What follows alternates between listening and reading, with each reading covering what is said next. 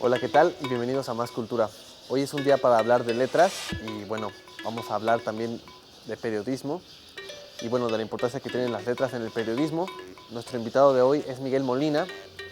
Él es un periodista pues muy reconocido, de los periodistas veracruzanos que más proyección tienen a nivel mundial, por lo menos en los tiempos recientes, porque él, de trabajar pues en varios medios locales, ha llevado su trayectoria hasta donde ya quisieran otros periodistas, muchos otros periodistas, a la BBC en la Gran Bretaña, uno de los medios más famosos del mundo.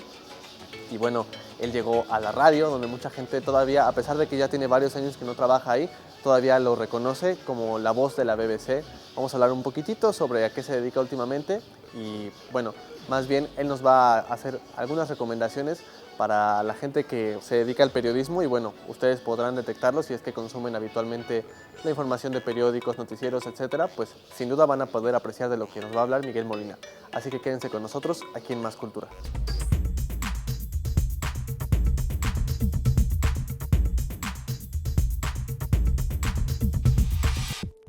La luna se puede tomar a cucharadas o como una cápsula cada 2 horas. Es buena como hipnótico y sedante y también alivia a los que se han intoxicado de filosofía. Un pedazo de luna en el bolsillo es mejor amuleto que la pata de conejo. Sirve para encontrar a quien se ama, para ser rico sin que lo sepa nadie y para alejar a los médicos y las clínicas. Se puede dar de postre a los niños cuando no se han dormido y unas gotas de luna en los ojos de los ancianos ayudan a bien morir. Pon una hoja tierna de la luna debajo de tu almohada y mirarás lo que quieras ver. Lleva siempre un frasquito del aire de la luna para cuando te ahogues y dale la llave de la luna a los presos y a los desencantados. Para los condenados a muerte y para los condenados a vida, no hay mejor estimulante que la luna en dosis precisas y controladas.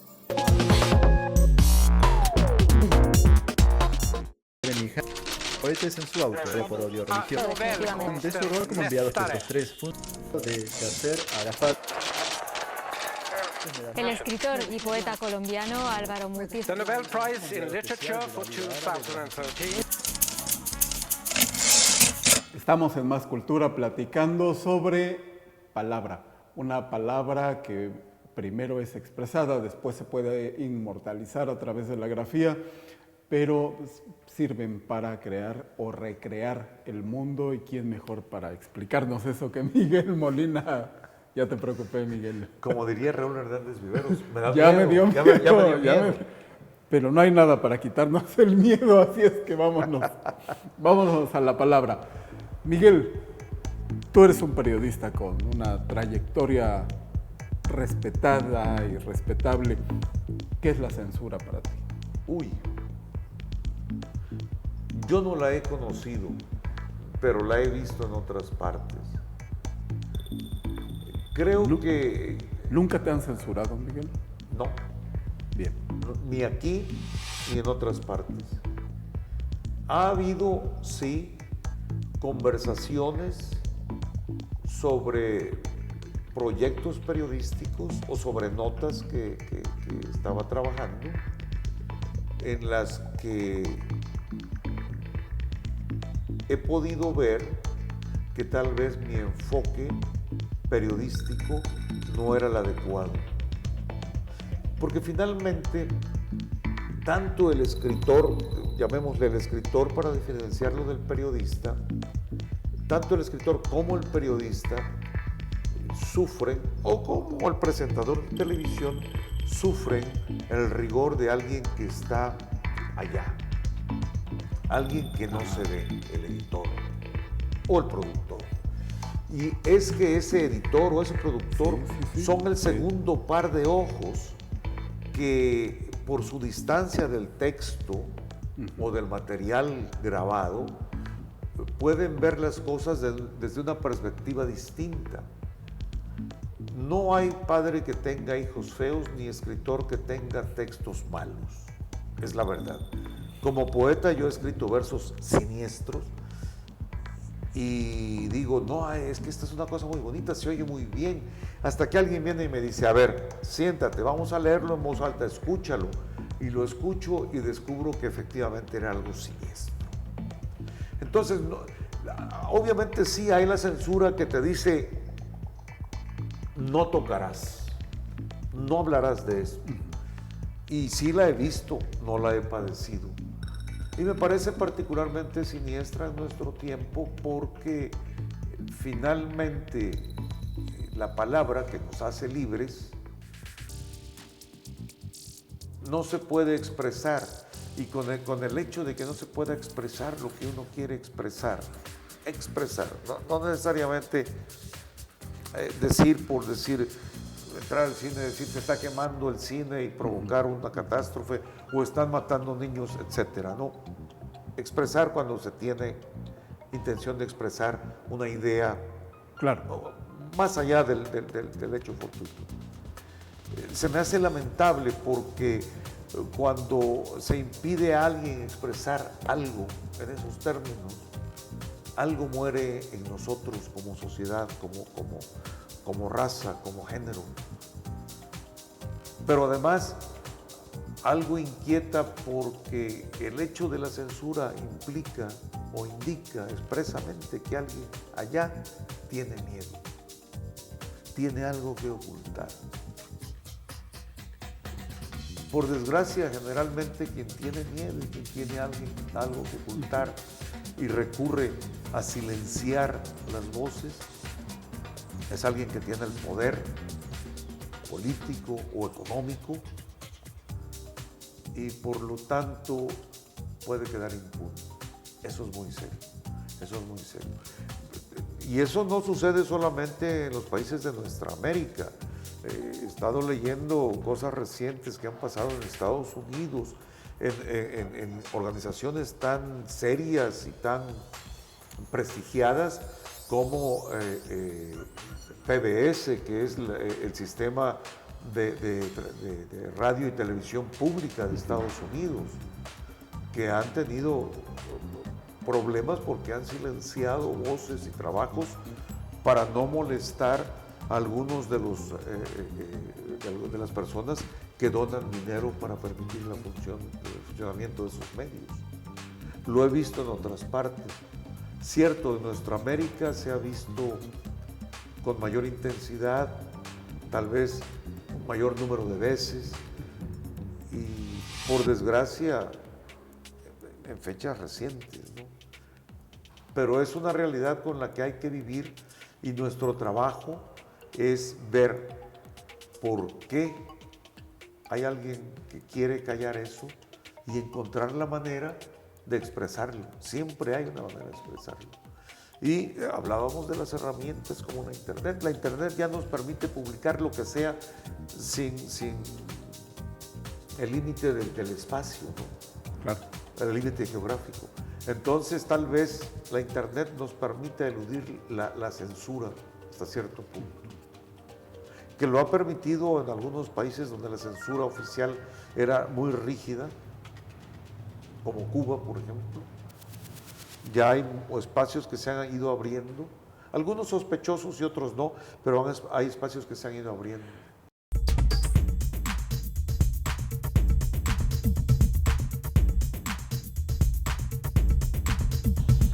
Escuchar a Miguel Molina hablar sobre periodismo es una oportunidad que, pues insisto, deberíamos aprovechar todos. Porque una de las varias cosas que él propone, se las voy a contar yo de manera muy general, espero que ahora lo sintonicen a él de nuevo, es sobre cómo tiene que reformarse el periodismo. ¿Cuál es la vocación verdadera que tiene que tener un periodista? Bueno, para empezar, ¿por qué tiene que haber un cambio? Para él, el reportero debe ser capaz de informar, educar y entretener. Y es a partir de esos tres factores que debería de partir toda su práctica. Vamos a una cápsula y regresamos aquí a Más Cultura.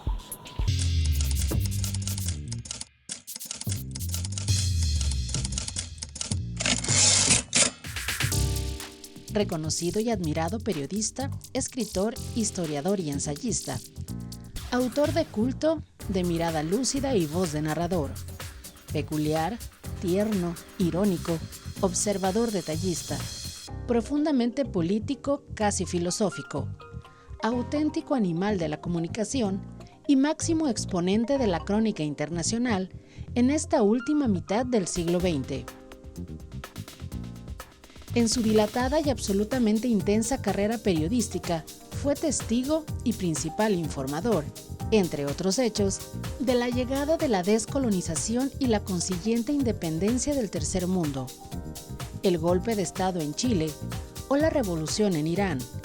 Presente en 27 revoluciones, vivió en primera persona 12 frentes de guerra y fue condenado en 4 ocasiones a ser fusilado.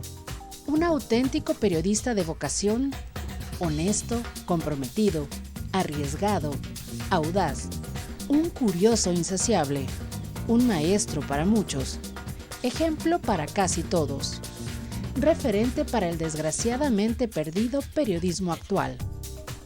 Considerado uno de los mejores reporteros internacionales, debutó con 17 años en la revista polaca Hoy y Mañana. Entre los años 1959 y 1981, hastiado de la censura polaca, colaboró con diversos periódicos y revistas internacionales, de manera que, a pesar de continuar trabajando como corresponsal para la agencia de noticias Polish Press en África, Asia y América Latina, escribía igualmente para medios tan prestigiosos como la revista Time, The New York Times, el Frankfurter Allgemeine Zeitung, siendo considerado uno de los mejores reporteros del mundo, y de quien un autor como Paul Auster señaló, en su propuesta para la candidatura del periodista al Premio Príncipe de Asturias: no puedo pensar en otro escritor o novelista vivo, poeta o ensayista, cuyo trabajo sea más importante para mí. Destacaba en él su incansable capacidad de trabajo, una irrepetible combinación de periodismo muy documentado. Para escribir una página se ha de haber leído 100, aconsejaba. Una capacidad de análisis de las situaciones socioculturales típica de gran cronista y un estilo literario entre lo poético y la fabulación que le permitieron granjearse el respeto de propios y extraños. Miembro de varios consejos editoriales, compaginó desde 1962 sus colaboraciones periodísticas con una prolífica actividad literaria, entablando a raíz de esto amistad con autores de la talla de Gabriel García Márquez, quien se referiría a Kapuscinski como maestro. Es autor de 19 libros, de los que se han vendido cerca de 1 millón de ejemplares, habiéndose incluso algunos traducido a más de 30 idiomas. Kapuscinski se convirtió así en el escritor polaco más traducido y publicado en el extranjero. En sus textos, supo compaginar la gran historia general con la pequeña que afecta a cada individuo. Como autor de culto, de análisis fino y pormenorizado de los hechos, en sus escritos mezcla periodismo, historia y filosofía. Su visión más política que simplemente lineal de los acontecimientos, que empapó sus primeros textos, fue poco a poco superada por su interés por los aspectos culturales y antropológicos del tema. En sus últimos años, se interesaría particularmente por los procesos relacionados con la globalización y las consecuencias que pueden tener para la civilización humana. Las últimas entrevistas e intervenciones de Kapuscinski estuvieron teñidas de la incertidumbre que hoy acongoja el futuro de los medios de comunicación tradicionales. Pensaba que la revolución tecnológica no debía hacer olvidar los procedimientos tradicionales del mismo. No sea que por miedo a morir, nos suicidemos, decía.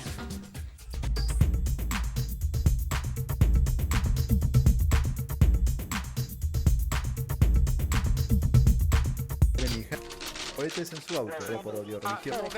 De su rol como enviado por los 3 puntos de Yasser Arafat. El escritor y poeta colombiano Álvaro Mutis. The Nobel Prize in Literature for 2013. Miguel, si quitamos estos apellidos macabros de censura, entonces encontramos a a los primos bien peinados y aceptados que se llama convenio. Claro, claro. Y tú hace algunos minutos nos decías, de pronto todos los periódicos publican lo mismo, todos los reporteros escuchamos la misma coma en la declaración, ¿no? Lo cual es maravilloso. Sí. Indica un nivel de preparación excelente, que todos pusimos la coma igual, todos. Una concertación periodística. Claro. Por supuesto. ¿Qué pasa ahí? Ya no hay censura, pero sí hay un compromiso. ¿Qué hay, Miguel? Yo creo que hay falta. Vamos sobre esa misma insistencia. Hay falta de imaginación, hay falta de imaginación de muchas partes. Ahí, vaya, como dice el dicho, tanto peca el que mata la vaca como la vaca en este caso, ¿no? Nadie le levanta la pata a nadie. Para la vaca. Nadie tanto peca el perro como el que lo mata, ¿no? Aquí estamos hablando de falta de imaginación de ambas partes. Falta de imaginación cuando alguien emite una información, la misma información para todos. ¿Por qué? Porque la gente no es tonta, se da cuenta de que no va por ahí, ¿no? La comunicación, llamémosle social, implica un conocimiento profundo del oficio, y ese conocimiento profundo del oficio te obliga a pensar qué es lo que le vas a dar a los medios. No le puedes dar lo mismo a todos, porque no es una talla, no son unitalla, ¿no? Y implica también una pereza profesional de parte de los medios, porque ya ni siquiera se preocupan por revolcar el boletín. A mí me tocó revolcar boletines. Yo he visto ahora, bueno, no es de ahora, eso ha existido siempre, de que ha habido colegas que firman el boletín como si ellos lo hubieran escrito, como si fuera un trabajo de ellos. Eso es tristísimo. Por eso la gente desconfía, por eso la gente ya no cree en muchos medios. Por eso los periodistas, algunos abogados, los cobradores, etcétera, figuramos entre los últimos en grado de confiabilidad, ¿no? La gente no nos quiere, tal vez con razón. Para mí, a mí me abrió los ojos irme a otros lados, ver cómo funcionaba la cosa en otros lados. No sé si por suerte o por fortuna. Yo vengo de lugares, he podido estar en lugares donde el boletín de prensa no se publica. Se emite, sí, para informar, pero no se publica.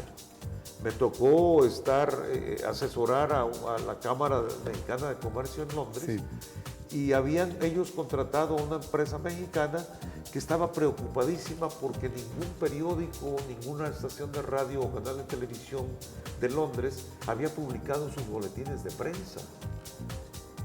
Es desconocer el medio completamente, ¿no? No hay tal cosa. El boletín de prensa informa y un buen periodista, un buen medio usa eso como punto de partida para ir a escribir su nota. Que hay un programa del DIF que está entregando gafas, me parece muy bien. Hay que ir a... Hay un programa del DIF que está entregando gafas a señoras que no tenían dinero para comprarse anteojos, me parece muy bien. Voy a hacer una nota y entonces voy a decir, doña María tiene 80 años, hacía 25 años que no veía bien, pero ayer a las 10 de la mañana, la primera cara que vio claramente fue... Voy a decir la de Juan Antonio Nemi, pero es muy fuerte. La cara de Miguel Molina fue la primera cara que vio claramente en 25 años.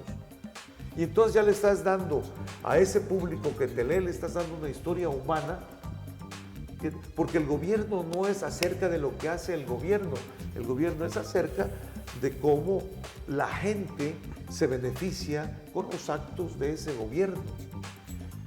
Si no hablan de ti, ¿para qué necesitas un medio? ¿No?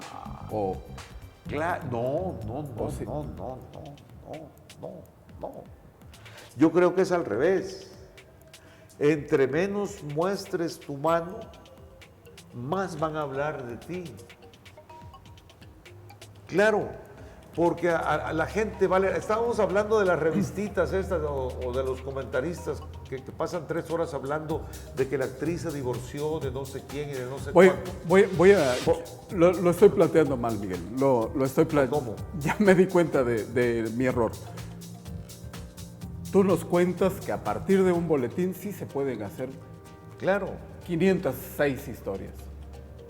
Tienes que buscar la historia, tienes que buscar a los seres humanos que el boletín no menciona. Claro. Ayer... Pero siempre mencionamos funcionarios y pero los funcionarios, ¿qué es un funcionario? Es un nombre hoy que será nada mañana. Porque los puestos no son para siempre. que se ficieron. Claro, que se fizo el rey Don Juan, el rey los Don- infantes de Aragón, que ¿Qué se se ficieron. Pero tú te das cuenta que cuando alguien hace algo que trasciende el nombre, queda en la memoria de la gente.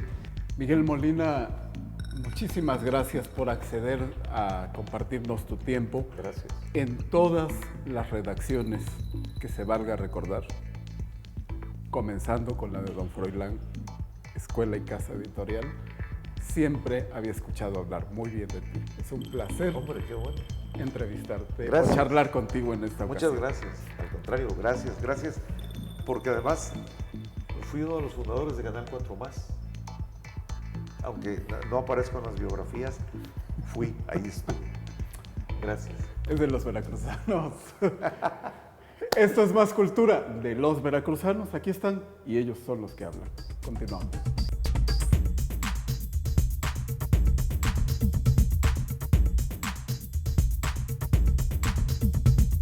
Estamos hablando de Miguel Molina y él también pues, ha sido corresponsal en varios lugares, ha estado estacionado por varios años en América del Sur, igual que John Lee Anderson en algún momento. ¿Y qué pueden notar que tienen en común estas tres personas? Kapuscinski, John Lee Anderson y Miguel Molina. Sin duda es que, como dice el mexicano, un reportero, el don que tiene que tener es que sabe encontrar la nota a donde todo el mundo puede estar parado, inclusive viéndose en el mismo lugar. Él sabe qué es lo que desentona, él sabe a dónde buscar, a dónde llevar la lente, el objetivo, y hacer de ese aspecto un reportaje. Eso es algo que ustedes pueden encontrar, por ejemplo, en Las Botas de Ryszard Kapuscinski, está editado en la Universidad Veracruzana, y bueno, también en la colección de Anagrama de reportajes de John Lee Anderson. Se trata un poco acerca de sus entrevistas, pero también ahí podemos apreciar que como reportero el olfato te tiene que llevar a tener un punto de vista verdaderamente único y bueno, tienes que tener la pericia narrativa para saber explotarlo. Vamos a escuchar un poquito sobre Kapuscinski y continuamos aquí en Más Cultura.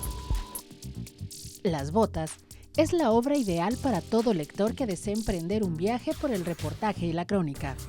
El recorrido inicia a través de diversos conflictos africanos y latinoamericanos, mismos de los que Ryszard Kapuscinski nos hace testigos a través de su crónica.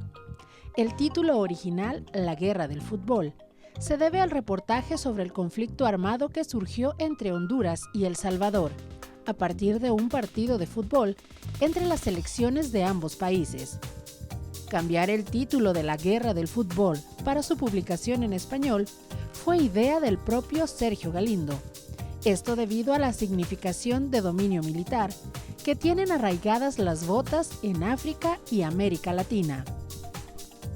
El volumen es una recopilación de violencia e injusticia, misma que Kapuscinski captó durante su labor como corresponsal de guerra de la agencia de prensa polaca.